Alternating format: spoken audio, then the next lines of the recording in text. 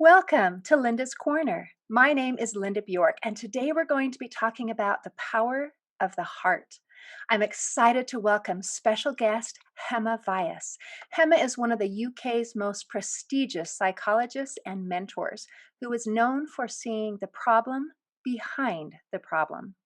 Her most recent keynotes and corporate development programs are on the subject of omnipreneurship. You can reach Hema at her website, hemavyas.com, and I'll include a link in the description. Welcome, Hema. I'm so delighted that you could join with me today. Oh, I'm so delighted to be here, Linda. Thank you for having me. Oh, I'm so excited to be talking about the heart. But before we get into that, you use a word that is new to me, and Mhm. that is omnipreneurship. I've heard of entrepreneurship. Could you please help explain to me what the difference is? Yes, so basically, omnipreneurship is a play on the word entrepreneurship, but it's about including more than just business endeavors. It's about attaching health and well-being as well as meaning and success to life in every aspect, including business. I love that. That resonates with me. I love being able to put things together in a whole rather than keeping them as separate pieces. Sometimes we keep our lives separate, like in a little bento box where work goes here and family goes here and health goes over here. And then our mental health, if you talk about it at all, is out there somewhere. So to be able to include these things, I love that you're bringing that in. Oh, I'm so excited. Okay, so how do we align our heart and our mind and our body, and how do we put that all together? Well, it's exactly as you just said, Linda. We've learned over the years and centuries as we've evolved to separate everything. We've learned to put everything into compartments, and those compartments become our building blocks. And so now I'm here to sort of go beyond mindfulness and meditation as a way of kind of helping with stress and recognizing that, the mind and the body and the heart, they're all connected, and the way we connect them is actually to clear out our heart space. Our hearts carry all the thoughts, all the feelings, all the memories that we've ever had in our lives, as well as things that we've carried in our genes through ancestral patterns, through our parents, grandparents, and everything gets stored in our hearts. And so now we have to actively work at letting go. So, really, it's a process of letting go, clearing out, emptying out. And we often can experience that as a loss, but actually, it's such a gain because when we let go of everything, we discover the truth of who we really are. And in discovering the truth of who we are, we organically align the heart and the mind and the body because they all work together. They've always worked together. We, as human beings, as we've evolved, we've separated it. And actually, that's part of the reason why we struggle so much with so many different things. And so for me, heart alignment is, a process of letting go, but it's also about recognizing the spiritual laws of nature, that we are part of nature, nature is a part of us, and bringing the whole thing together so we start working in unity, start working as one, start working in an interconnected way, which is where prosperity and true joy lives in my mind.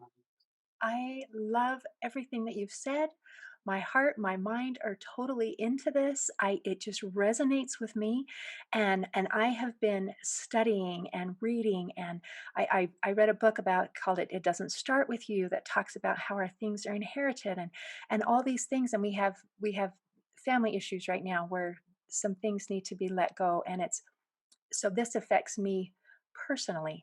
And I am delighted that you're helping to make these ideas mainstream and helping businesses to be able to understand. Because it wasn't that long ago where if you made this comment, someone would put you out in woo woo land instead of saying, recognizing, oh, this is true. This is true. And truth is a beautiful thing, and when we can embrace truth, it makes all the difference.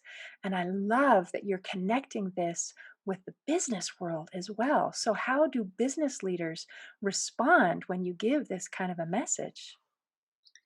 I think, as you say, once upon a time, not too long ago, it would have been laughed at. When I first started talking about the heart, I'm talking about 30 years ago, I was told, absolutely, you cannot do this. You cannot talk about the heart in this way. You cannot bring it into business. You certainly can't bring it to mainstream. And, but I persevered. It was something I strongly believed in. I've always believed in it. And now I think that more and more people are recognizing there's a truth. It's like an idea. When the time is right, suddenly it spreads like wildfire. And, despite the fact that I've been talking about this and truth and love and bringing love into the workplace, bringing heart into the workplace, now it feels like, so the more I talk about it, the more I hear people like yourself are going, I love it. It resonates with me and it is a truth.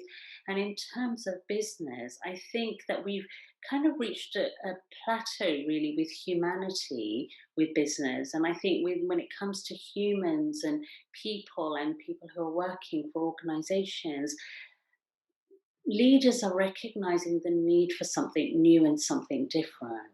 And they want the competitive edge. We're always looking for that competitive edge. And I think what they're realizing is that now they've done so much in the external world, what else can they do?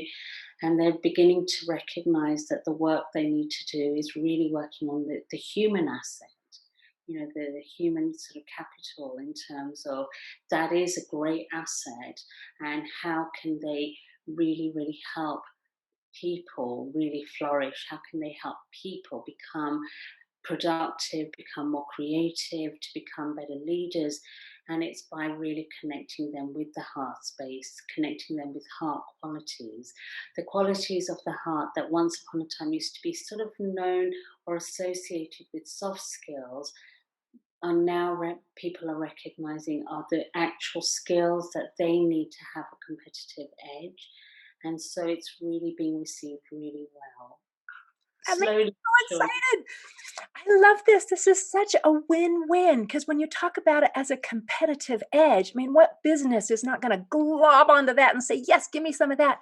But treating people as people and recognizing them as humans, that helps each and every person who is involved in the business because nobody wants to be seen and perceived as just kind of a cog in the machinery. We're people and we want to matter and we want to know that what we're doing is matters and we want to be appreciated and we want to be seen and heard and understood. And having that saying that this is what gives you a competitive edge is brilliant. Absolutely brilliant. Thank you.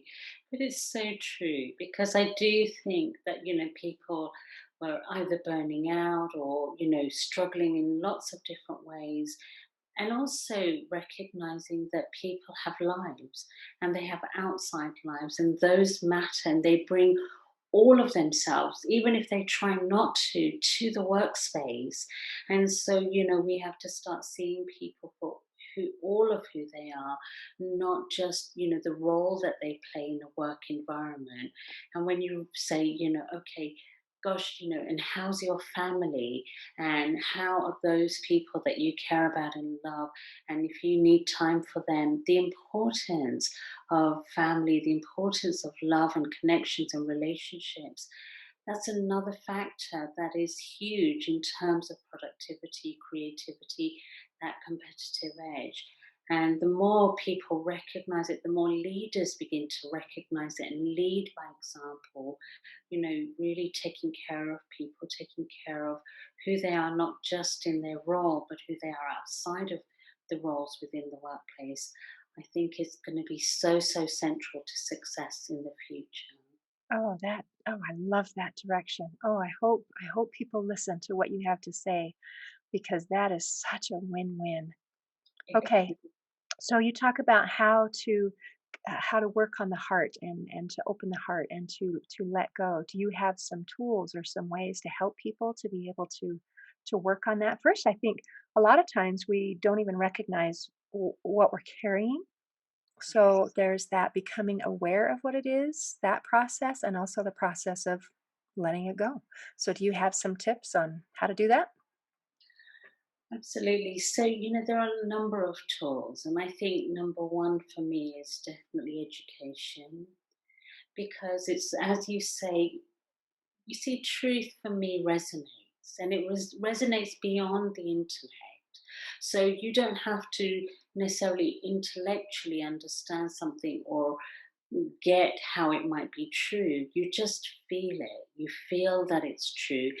And so education is key to, my programs. It's about going in and really helping people understand how the heart works, why it works in the way that it does, and why what we're doing is counterproductive, and why we need to tap into that inner sort of knowingness, tap into the heart qualities. And tapping into them could be, process of something like meditation, even mindfulness. Let's start with mindfulness, meditation.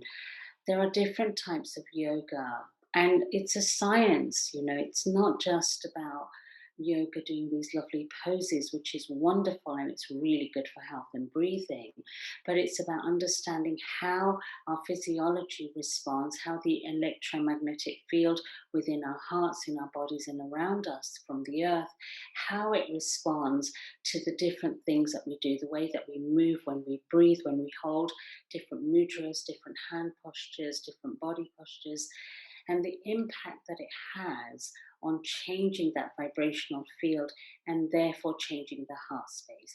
The heart is a beautifully finely tuned instrument, and it resonates so easily, and it's so adaptable and so flexible.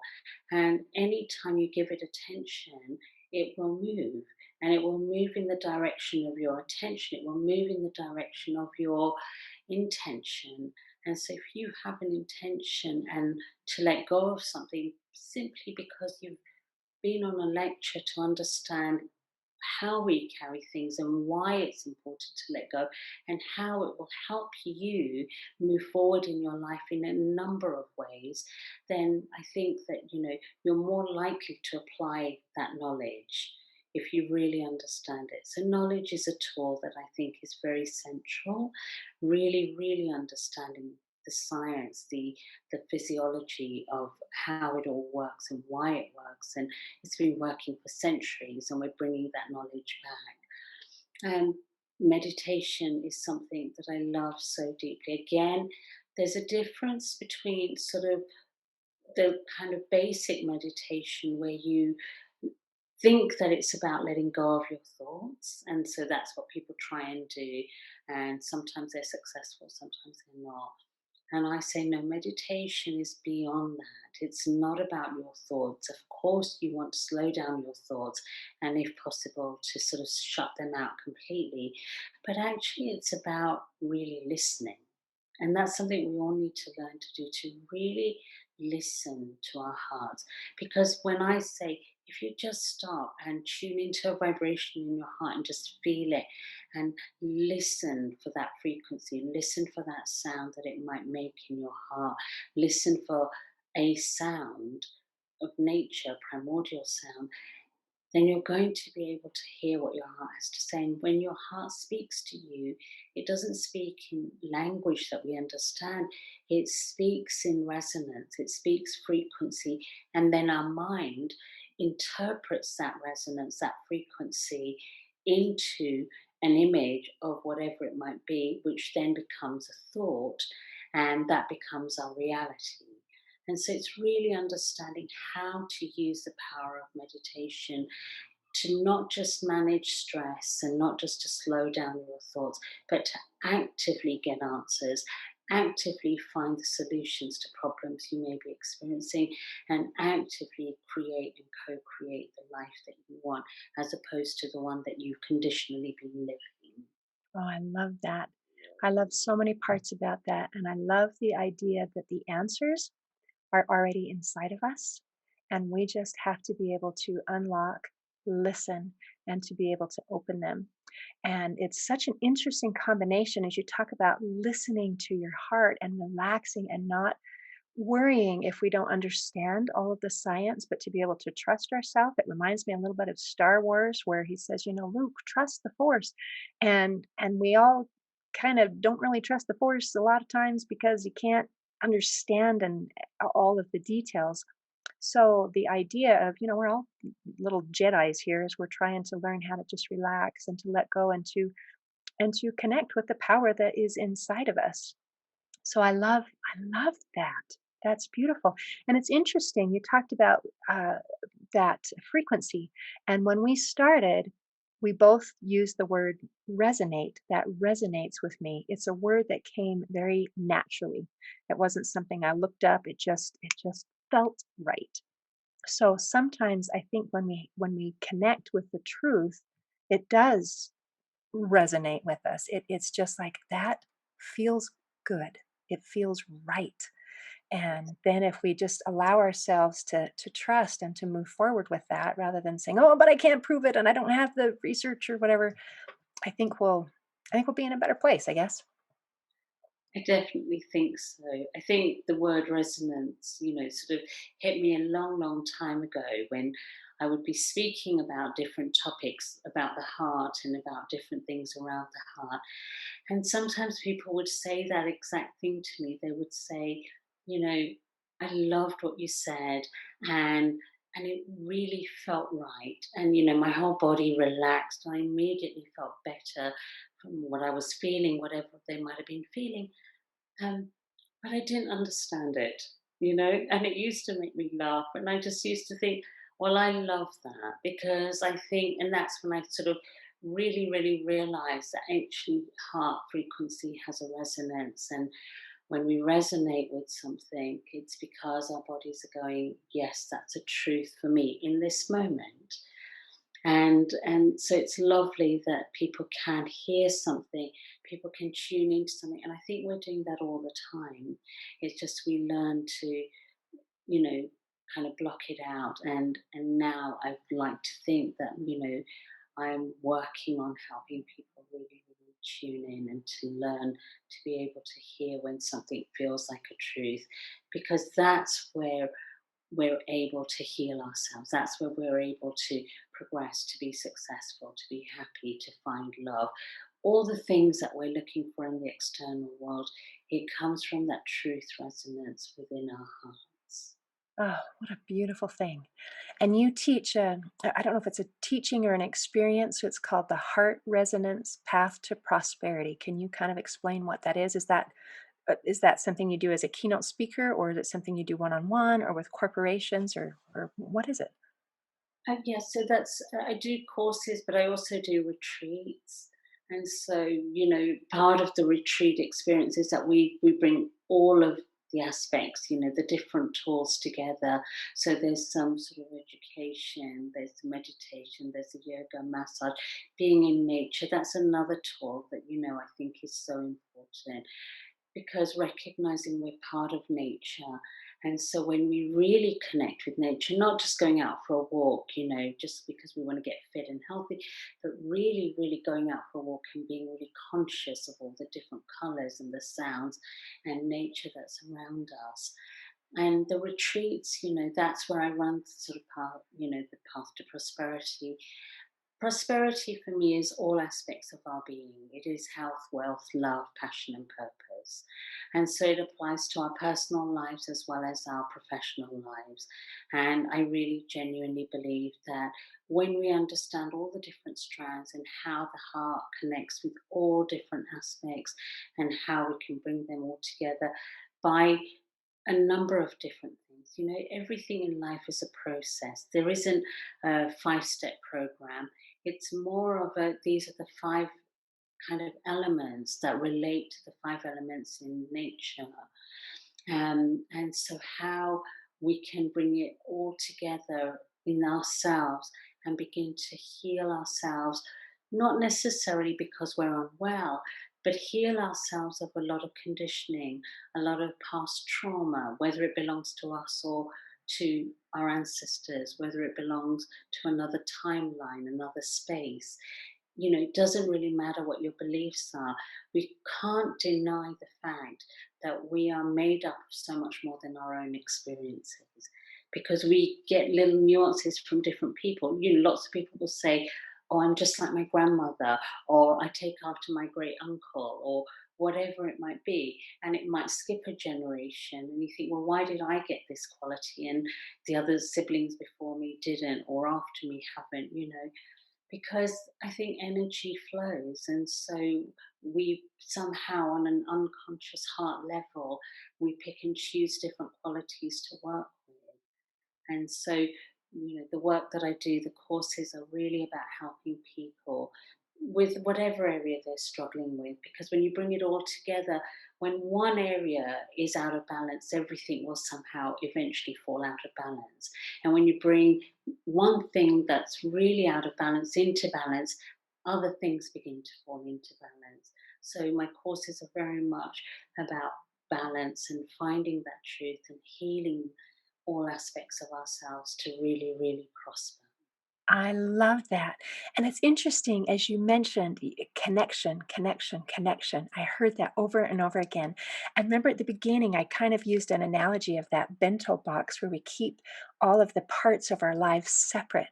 And now, as the idea of connection and connecting the parts of our lives and connecting our heart and our mind and our body and connecting all of these things. And I think right now, as a society, especially as we're still trying to emerge from this COVID, where people feel isolated and they don't feel connection with other people. So we need that. I think if we feel connected within ourselves, it helps us to be able to connect better with other people. And so I just see it, I see kind of a fractal pattern where it's like if this works, this tiny piece, then the bigger part also works, and everything kind of comes together as a whole. If you get the right patterns going, then those good patterns can continue and affect ourselves, our family, our communities, our business, our neighborhood, and the world. That is as much as we're able to affect our circle of influence, whatever it may be. So I love that.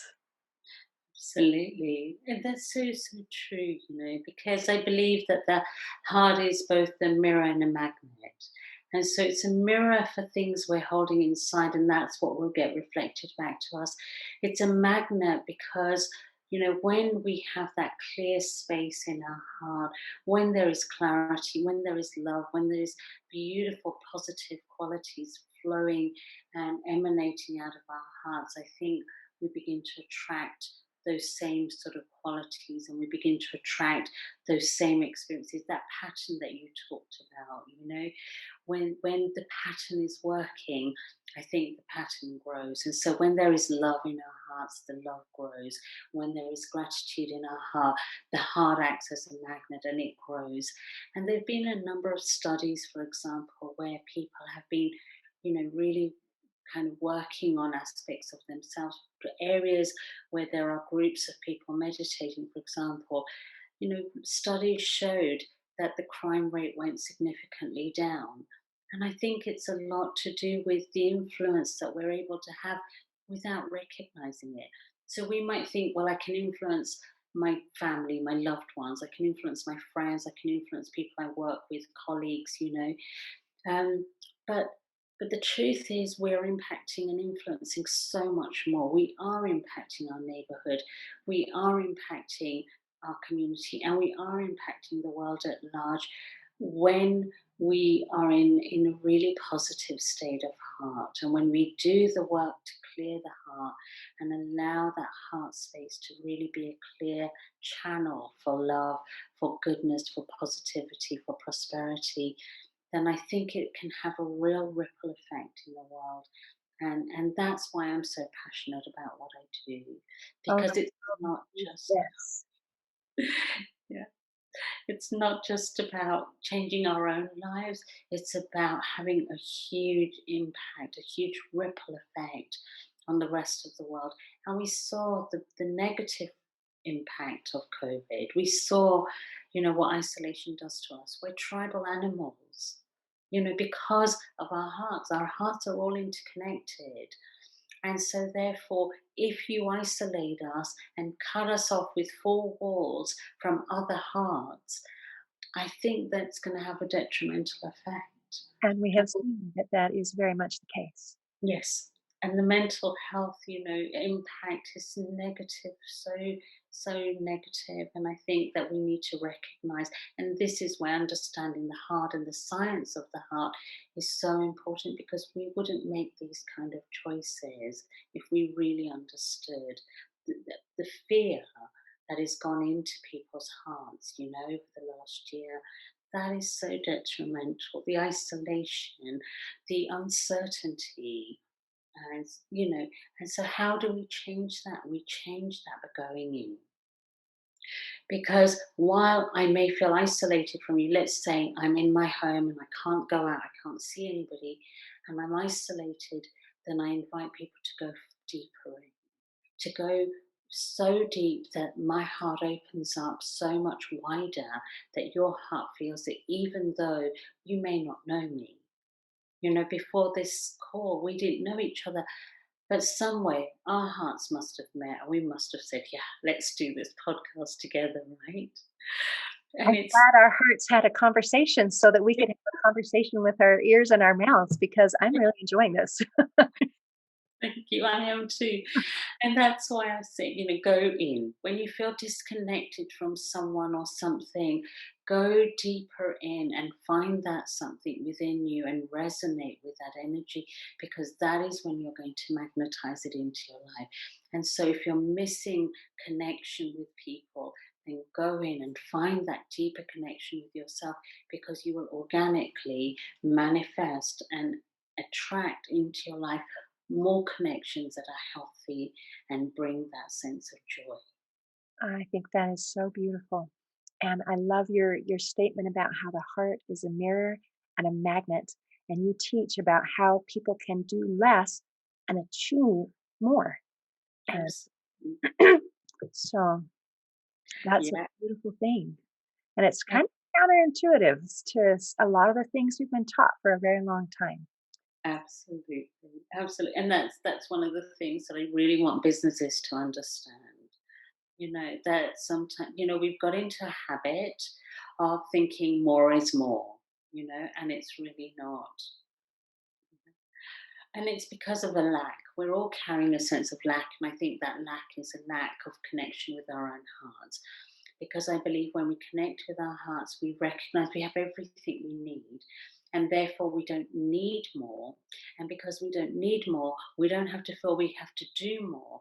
And when we're not doing more, actually, we have more space to create. That is so fascinating. I have been trying to apply that in my own life of that pattern of for me, it was like I've got to do, and I've had to like sit on my hands and calm down and say, no, no, no, I need to pause, I need to step back, I need to think. And it felt so weird.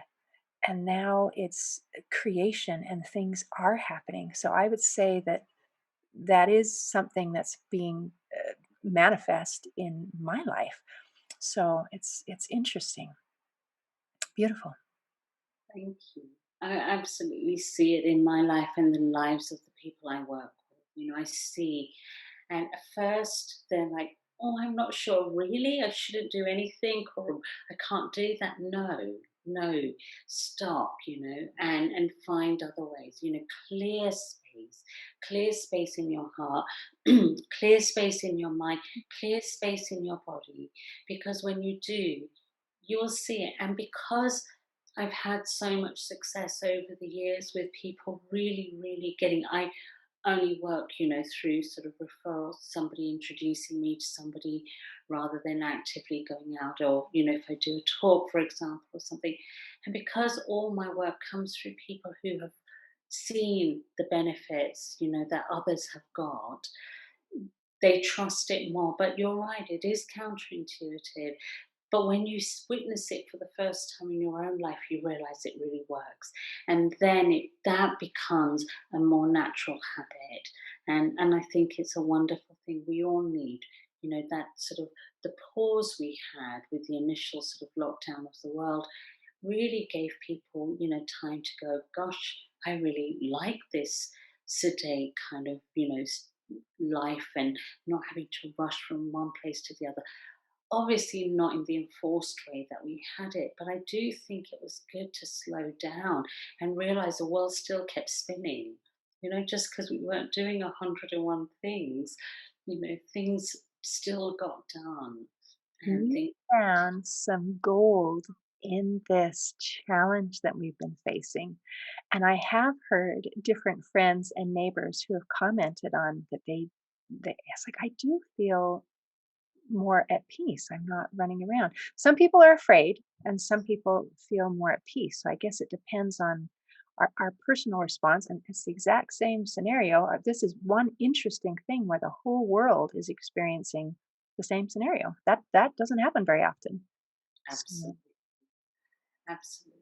And I think that's the difference in mindset and heart set, because when our hearts are trained to sort of really open up when things get difficult, I think we're going to be more resilient.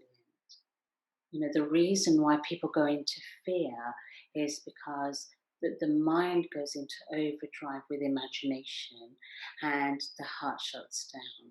Whereas if we allow our hearts to open up and remain open, our minds become open and expansive. And so rather than getting caught up in whatever the narrative is, whatever the story is, we suddenly find, our own gold. We find the gold that is waiting in each moment, because I really do believe that each moment is precious and each moment is a beautiful teacher and a beautiful lesson that we can learn, not in the way of we needed to learn the lesson, but a beautiful lesson where we can grow and evolve and become better human beings, to become better in terms of who we are as individuals and who we are as a kind of a species, part of this planet.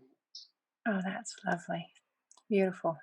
Well, thank you. I have enjoyed this conversation so much, and I am so excited that you're able to teach this and that businesses are listening. And you went to Dubai and you spoke there and you speak all over, and I'm just tickled pink. So thank you for what you're doing for helping to open people's minds so that they can open their hearts, because we can't reach the heart unless our mind allows us to open it, I guess. So Absolutely. thank you for sharing, and thank you for being here with me today. Oh, thank you so much. I really enjoyed the conversation and it was just wonderful to connect with you. Really lovely.